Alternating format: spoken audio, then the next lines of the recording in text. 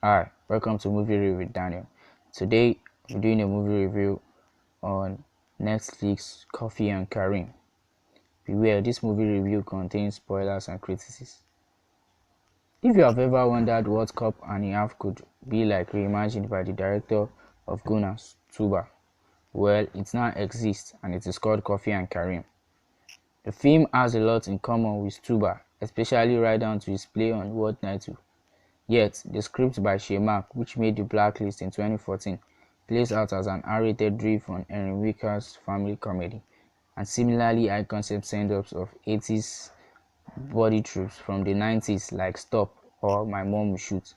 And while it clears the low bar set by those movies, your mileage may vary depending on how much or little you liked Elmer Michael Doer's previous output. Slapdash to a fault. Coffee and Kareem is an irreverent time waster that can't make up its mind about whether it is homophoric or subversive. Set in a modern-day Detroit, Coffee and Kareem sends aloof but well-intentioned police officer James Coffee, which was played by Eddie Helms, on a wild ride across the city after he agrees to pick his girlfriend Vanessa's, which was played by Taraji P. Henson's 12-year-old son Kareem, which was played by Terence Little Garden Eye, from his school one afternoon. Determined to frighten Kareem off for good, Kareem, an extremely foul-mouthed aspiring rapper, tries to hire some local criminal fugitive to intimidate him, only to walk in on them torturing and murdering a dirty cop. Left with little other choice, Coffee and Kareem reluctantly team up in order to protect Vanessa and figure out how far this corruption goes within the police department. To its credit, Coffee and Kareem is perfectly aware of its own absurdity, and neither does nor his cast ever take anything that happens too seriously. But at the same time, that is also the prime issue. The action sequences are haphazardly constructed, with limited attention paid to the visuals and editing, bordering on incomprehensible, and the actors regularly resort to yelling louder to make the film's jokes seem funnier than they are. These are more or less the same flaws Tuba had, and like he did here, Dose keeps everything moving at a breakneck speed to make up for the uneven filmmaking, while at the same time throwing enough at the wall to ensure at least a handful of gags land.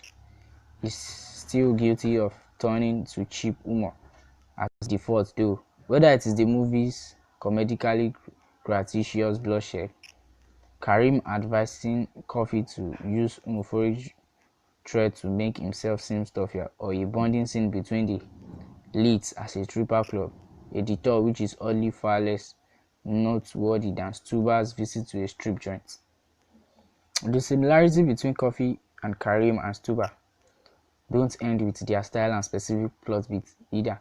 Both films land in a weird spot where they are clearly trying to destruct 80s body action comedy cliches and the masculinity of male characters, for better or worse. The former also takes jabs at racism and police brutality, yet often end up indulging in the backward conventions they are poking fun at.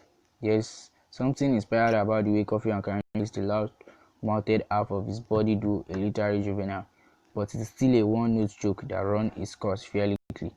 Coffee is a similarly unmemorable addition to M's body of work, bringing affable beta males to life, though he does a fine job playing off Adin Eye in spite of the thin material, as of NC and Betty Gimpin, co-starring here as one of Coffee's fellow officers who delights in dragging him.